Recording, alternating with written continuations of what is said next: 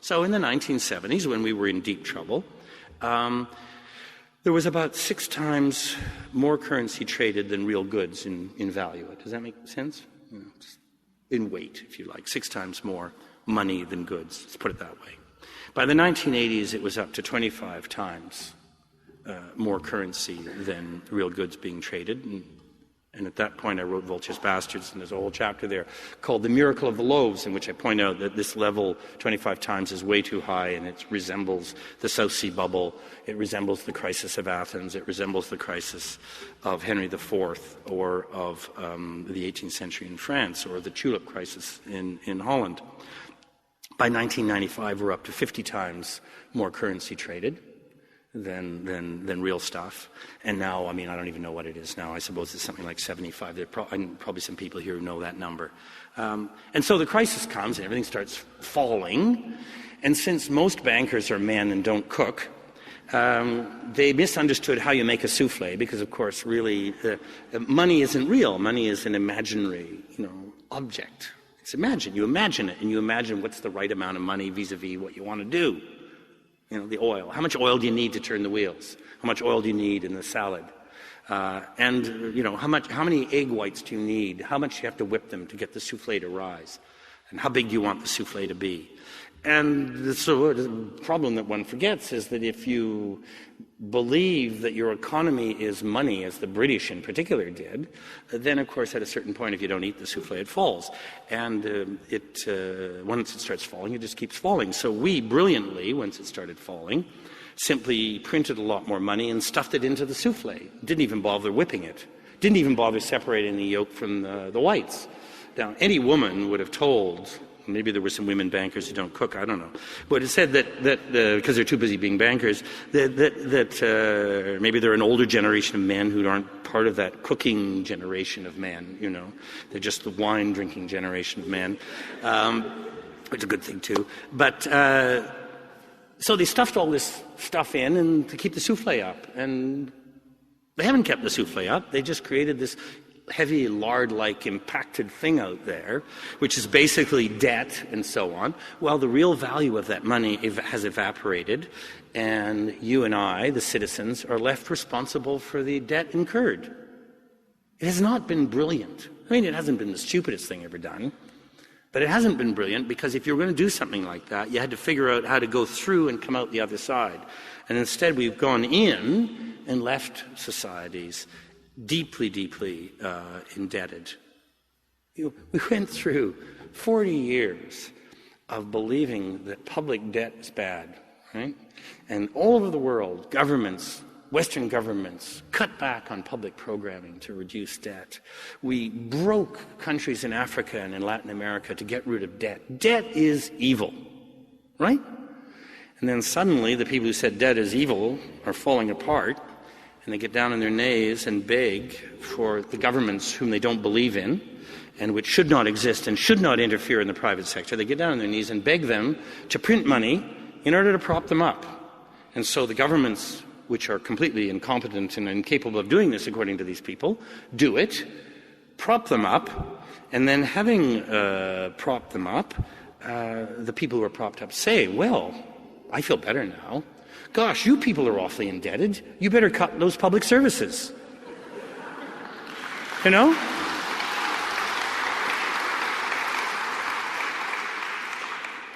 And if you put any taxes on us, if we're in Australia, and I'm telling you, if you put taxes on us, we're going to Canada.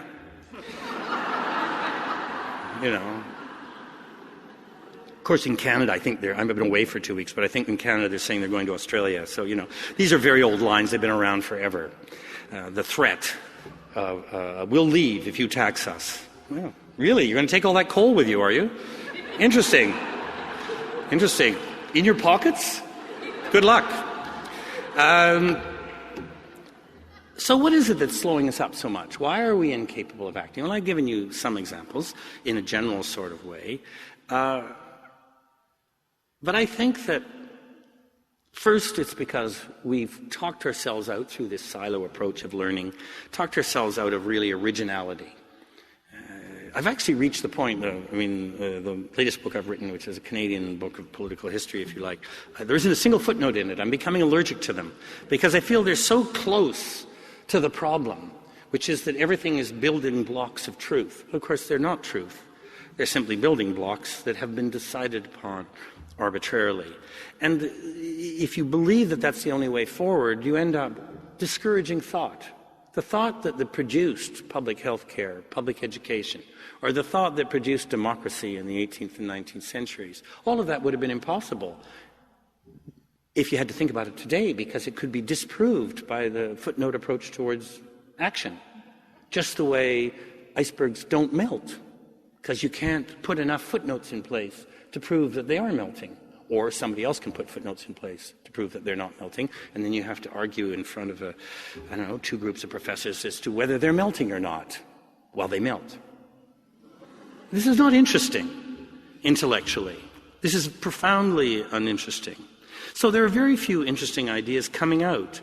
And one of the other reasons there's so few interesting ideas coming out is that when you have an ideology that's been in place for 30, 40 years, the leaders are tired. Forgive me, Minister. I wasn't talking about you. I'm sure. The leaders are tired. The reason they're tired is because they weren't there for the revolution, which was in the 70s. They're not the child of the revolutionaries. By now, most people only stay in power as deputy ministers or heads of corporations or heads of universities. Only stay in power in top positions for 3 to 5 years, a couple of people for 8 to 9 years, then they're gone to play golf or die or whatever they do. And, and so you're now up to about the 4th generation of globalists in power. They have no memory of how they came to power. They have no memory of what a revolution of ideas looks like. They just believe it's always been that way, just the way the aristocrats in Versailles in the 1780s thought it had always been that way, so it always would be that way. But time goes by. You get tired, you fail, and you're out. And new ideas come in. The difficulty is that our intellectual processes are shut down by this silo approach towards learning and argument, the sort of control of the specialist over broader arguments, preventing the broader arguments. In a way, the intellectuals have once again become central to the problem, because they can't find their way through the ideology that's in place. And I talk about this in a Collapse of Globalism. It's been reissued with a new, I don't know if Sandra said it, with a new concluding chapter where I say, I told you so. And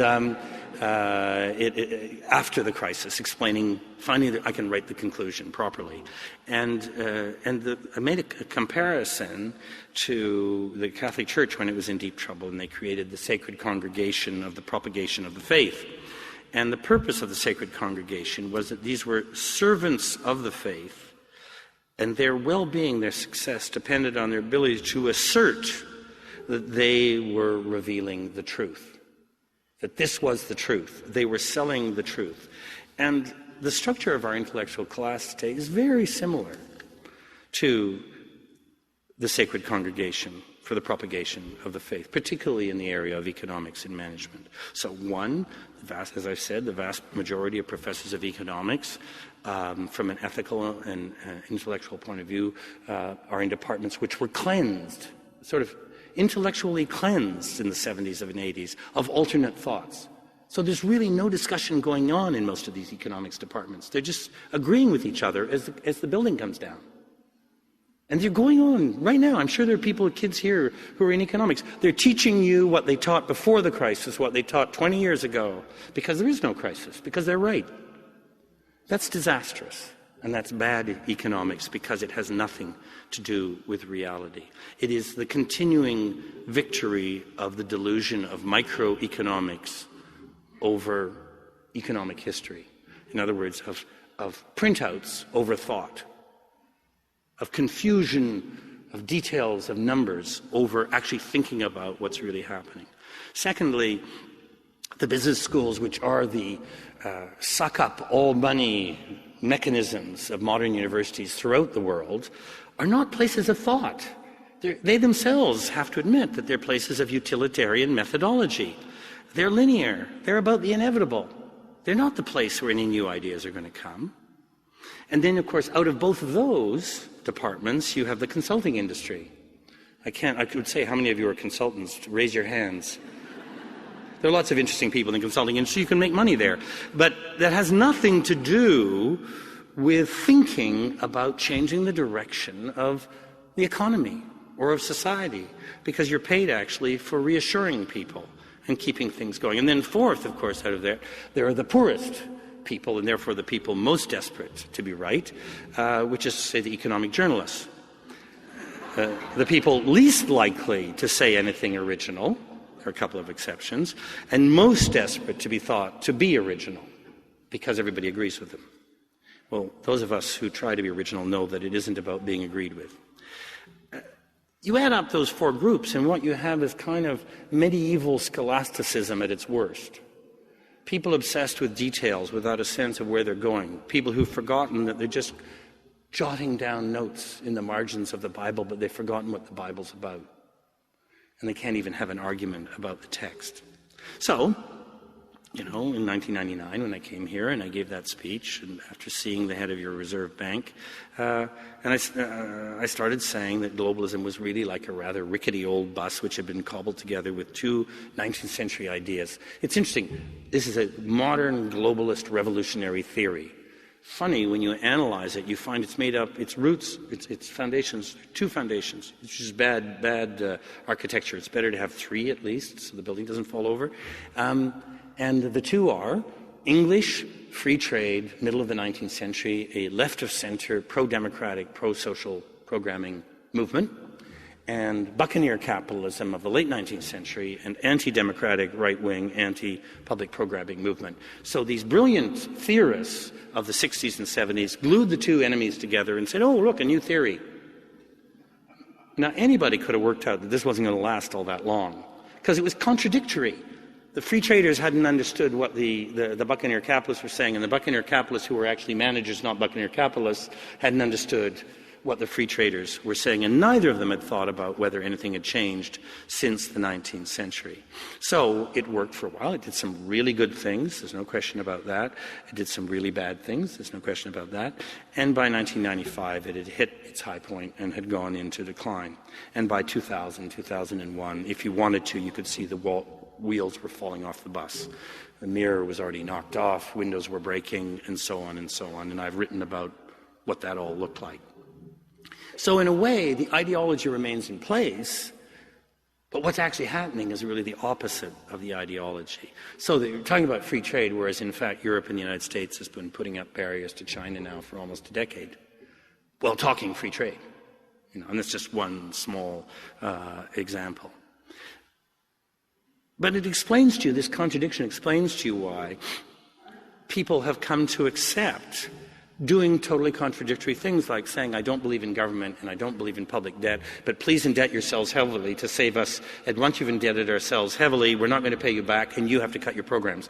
That's logical, And it just goes by, and there isn't much criticism in the papers because of what I said about the economic journalist. It is a facade. It is that old thing. I think actually it was Marx who was a pretty good analyst, even if he wasn't a good proposer, about the surface goes on long after the foundations and the building underneath have rotted away. So, what do I mean about we're doing the opposite of what we say we're doing? Well, globalism was supposed to bring a maximization of individualism. Instead, we've seen increasingly over the last 10 to 15 years an erosion in every possible way of privacy. We've seen the rise, just to take an example, of public cameras, so that people who 25 or 30 years ago would have gone to the barricades for their public privacy now are watched every minute of the day. The country that was most proud of the fact that the government didn't know what any individual was doing, who was sleeping with whom, etc., Britain, now has more cameras per square centimetre than any city in the world. I mean, nowhere no communist dictatorship has as many cameras. There are more cameras per square centimetre in London than there are in Beijing. And there's no philosophical discussion about what that means. It means something. It means that the theory failed. That we're counting employment and unemployment in such a baroque and inexact way that we have absolutely no idea how many people are unemployed, in part because we've have more and more people doing part-time jobs and doing multiple jobs and unsecured jobs, with the middle class being squeezed. You know all this stuff. But, they say, oh, no, unemployment's at 7%. We mustn't let it get above 8.5%. But then you actually go into a room and somebody says, well, the 7 really is 14. And they're actually saying that now off the record, whereas at least when I started saying this in 93, they wouldn't admit it, even off the record, that their counting was complete nonsense. So we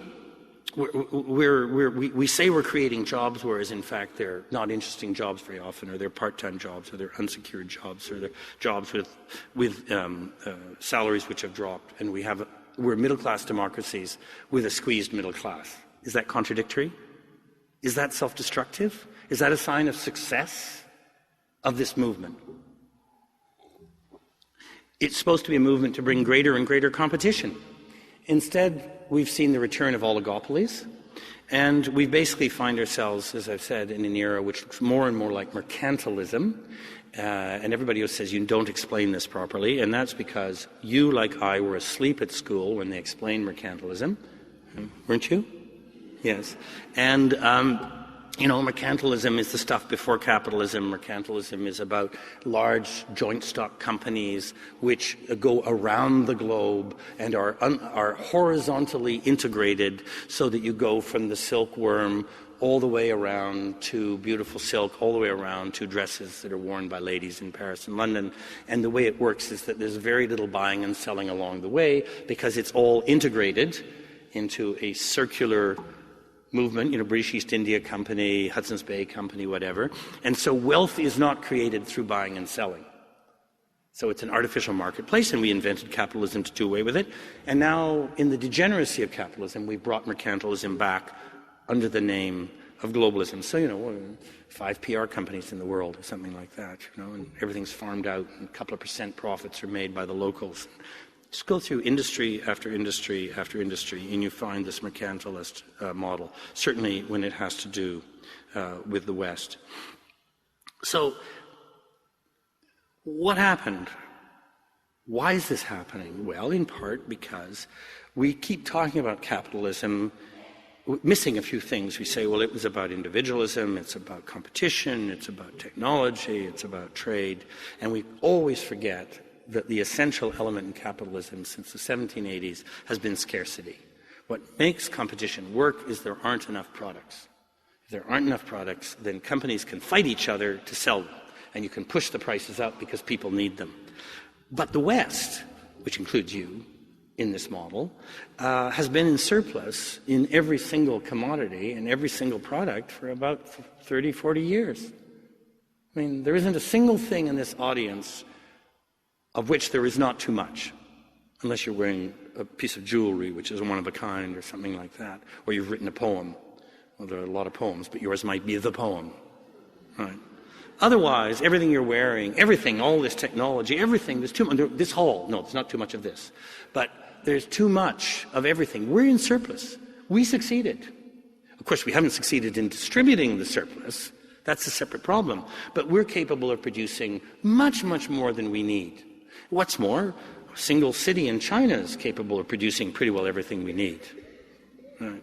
So once you're in surplus, then the whole theory of capitalism actually has to be radically changed. So we thought we could change this problem of having succeeded by producing a surplus of goods. We thought we could change it by opening ourselves to China and India, who, of course, have enormous markets ready to consume. What we missed, of course, was that they sell, they don't buy. And I don't blame them. I mean, they already have memories of us in the 19th century, and they didn't really like that memory. In fact, you're only there about a half an hour in China when they remind you of it. They like selling. They'd rather buy stuff produced by themselves. Does that make them protectionists? Oh my God. Isn't that something? Isn't that something that the people who are going to save globalization turn out to be nationalists? What are we going to do about that? Well, I'll tell you what we're going to do. We're going to do what the United States and Europe's doing, which is we're going to put up barriers against them, which the Chinese know we're going to do. You're a bit of an exception for the moment.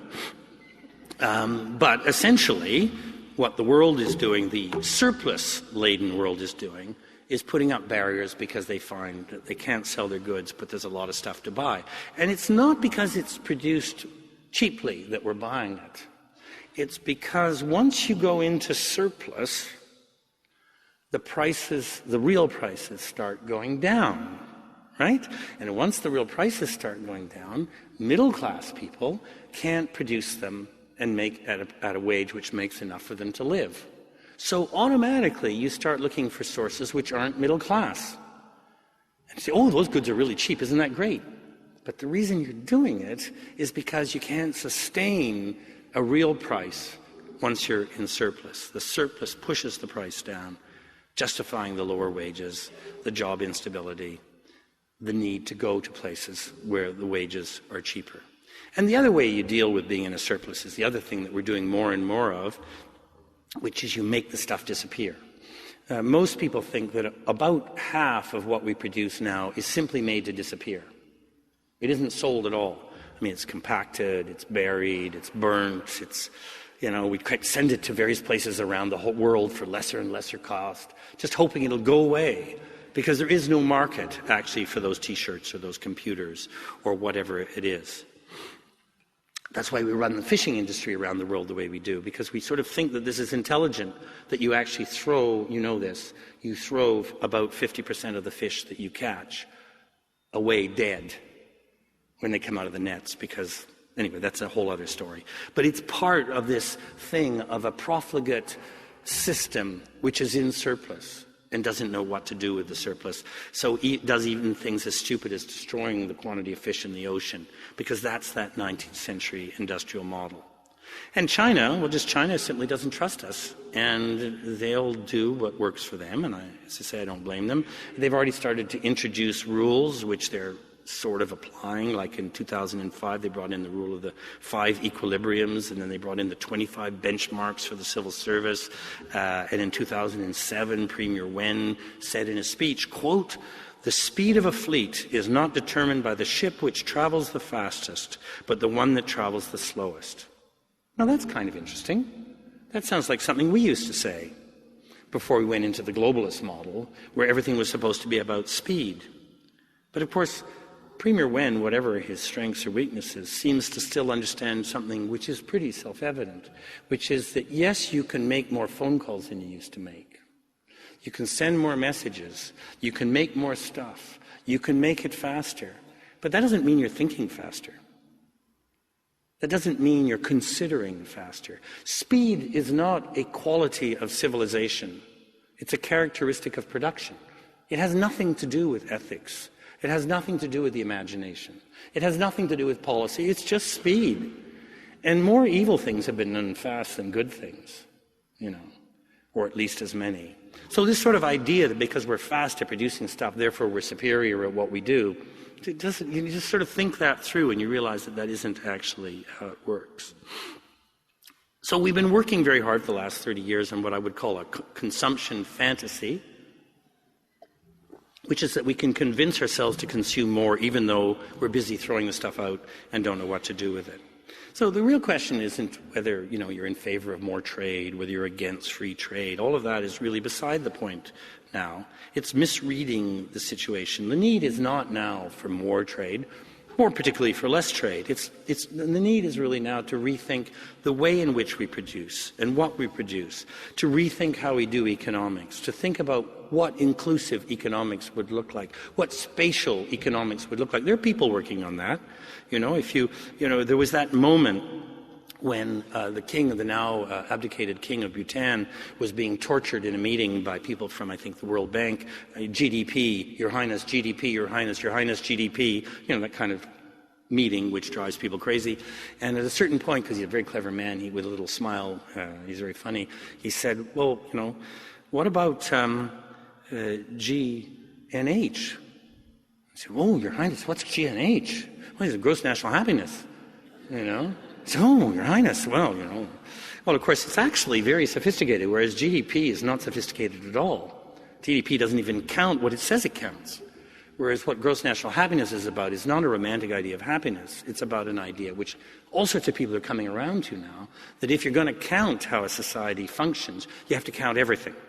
You can't just count a couple of things and say, oh, you're making more shoes, therefore there is growth. That's not necessarily growth, particularly if you have too many shoes already. It doesn't tell you anything if you've got too many shoes. It tells you you're sort of stupid because you're making more shoes than you need. So growth becomes a sign of idiocy if you're in surplus. Right? And so he saw all of that and put it in this wonderfully ironic way. So the time has come for us to say, all right, how do we deal with this surplus?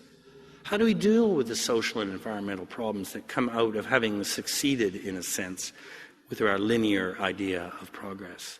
How do we, in a sense, rebuild Europe in a new way, as they did after 1945, not in the old way? Well, obviously, one of the things we have to do is shrink the financial sector. We don't need to be at 80 times or 50 times. I mean, this is basically, and all the good bankers agree about this off the record, we don't need that amount of paper or imaginary paper floating around. It just creates an illusion of action and a form of inflation, which isn't being counted. It doesn't create real profit. It isn't real wealth creation. Maybe we should be looking at the old systems of co-op banking and so on and seeing if that wouldn't be an alternate way of thinking about how to manage money. We have to be looking at value-added production. That really raw commodities is less and less interesting as a way to make money for a civilization. If we're the best educated population that's ever existed, it makes sense that we should be producing the most sophisticated goods as opposed to more and more cheap goods that aren't particularly interesting. Why aren't we able to do that? Well, because we're still stuck in so many old 19th century modes. And one which I just can't resist repeating is, the most revolutionary breakthrough in the 20th century was that in 1900, according to the insurance industries of the world, life expectancy on average was 50. And that includes all the things about childbirth and death and women dying in childbirth. It was 50. And we virtually doubled life expectancy in 100 years. That is the single most important breakthrough of the 20th century. And yet here we are. Smart people still running our societies on models of life, education, work, family, retirement, models put in place by the Taylorists and so on in the 1870s, 1880s, 1890s, as if we were going to die at 50. We have not done what needs to be done every 100 years or so, what they did in 1780 to 1820 and 1880 to 1910, 20. We have not sat back and said, okay, well, that was quite an interesting century. We did some really stupid things. We did some smart things. What do we do for the next 100 years? We're afraid to do that because we have an elite that's so convinced that stability means being right all the time and not moving and not changing things. We're unable to have that examination. And the result is that we're still stuck in this old 19th century male linear system. And, one of the most obvious signs of that is that women who've, taken more and more important and interesting places in society find that they're more and more obliged to have their children in their 30s. Not particularly because they want to have their children in their 30s. I mean, if they want to, that's fine too. But it ends up happening that way because, of course, the whole thing is structured as if they were men. And there is no good moment to have children. So they more and more women end up having them later and later because that's the only moment that seems possible.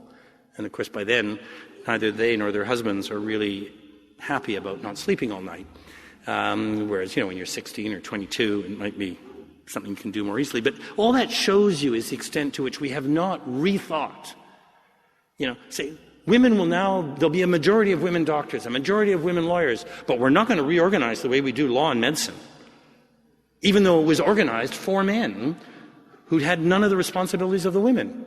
That tells you, that's just a little example that tells you how little rethinking we've done of where we are. Obviously, we need to re-examine how we count things. The GDP employment, unemployment, all of the rest of that. Unemployment numbers, they're completely falsified. Inflation numbers, we haven't been counting inflation for years. I mean, completely fictitious, the inflation numbers that we've got. It's interesting that there's been almost no inflation for 20 years, and yet almost everybody's house in this room has tripled or quadrupled in value. That's not inflation, you know. I don't know what that is exactly, but anyway. So, let me just finish by saying, going back to where I began, I think that if you're Australian, this is a very interesting moment. You actually have an opportunity here to show originality and leadership in a non-Western, non-European way. And that is because of what I was talking about, which is, you know, if you look at all of this stuck in place, you say, well, how do we get out? How do we get out of the linear? How do we get out of the utilitarian? How do we get out of the false rational? Well, we have to look around for philosophies that aren't linear. We have to look around for things that can tell when something's melting, right? Can tell when you have too many. So maybe we have to look at other models. For example, spatial models. There are a number of them, but you happen to be fortunate enough, as we are, to have these astonishing philosophies, which are not taught in our philosophy departments, that are actually of this place, which are spatial philosophies, dreamtime philosophies, if you like. Things which would allow us to get beyond the Western model, out finally of the Western model. I mean, what I would propose, quite simply, is that we blow up the philosophy departments. Capture the pieces as they come down. I mean, you can take the people out of the room before you blow it up. Capture the pieces as they come down, and then think, okay, if we had those pieces, but then there are also, let's hear what the indigenous philosophers have to say about how things work, and then let's see if all of this could be put together in a different way of thinking, in a spatial way of thinking, which, as in the models that I mentioned earlier, like Wittiskawan and Sawak, in which human beings are not above the planet, but are actually part of the planet. Think of how sophisticated we would be, as opposed to 19th century romantic European, how sophisticated we could be if we actually imagined ourselves to be part of the planet on which we live. Because we're in it. And therefore, being in it, we could think about what to do about what's going wrong and actually act upon it, as opposed to thinking, well, we're human beings, we're superior to this place. It'll do what we tell it to do. Well, we've tried that. We've had some successes, and we're now faced with enormous failure. So, let me leave you as if I was starting a whole new speech. The European, Westphalian model of the nation-state, which you believe you are the scion of, as do most Canadians. The model is entirely based on the concept of the oneness of the nation-state. Everybody is basically the same. The monolithic nation-state. That's why they killed all those people, so that they could pretend they were one. Right? You're not. Complexity, racial, linguistic, religious. Enormous complexity, non-monolithic. Second, the European Western nation-state, obsessed by race, obsessed by oneness. What was here, as with what was in Canada, was much more about community and place, and increasingly those citizens, those new Australians I was talking about, wanting to belong in a manner of community, putting aside the question of race and replacing it with the idea of community, which is very close to the indigenous idea of belonging and of community and of place. It's an interesting meeting, and it cuts out the English and the French and the German and, frankly, the US way of thinking about the United States. It's a celebration of complexity versus the obsession with getting it so that every school kid will stand up at the same hour and sing the same song or memorize the same poem, which was the obsession of the Europeans. The Westphalian nation-state, and here's a little linguistic thing, which is kind of fun, or not. The Westphalian European nation-state always talks about the migrants. Migration.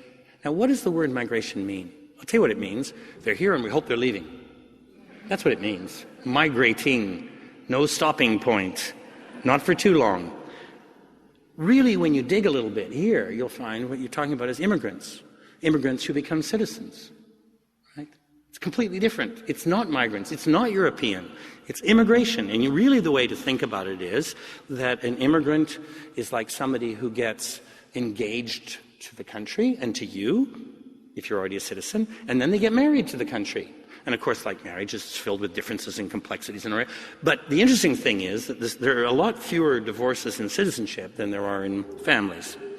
So it's an interesting kind of marriage, but it's not at all this idea, well, they're here because of the jobs. It's actually they're here to belong, but to belong in new and interesting ways. And that, again, goes back to the indigenous in your society.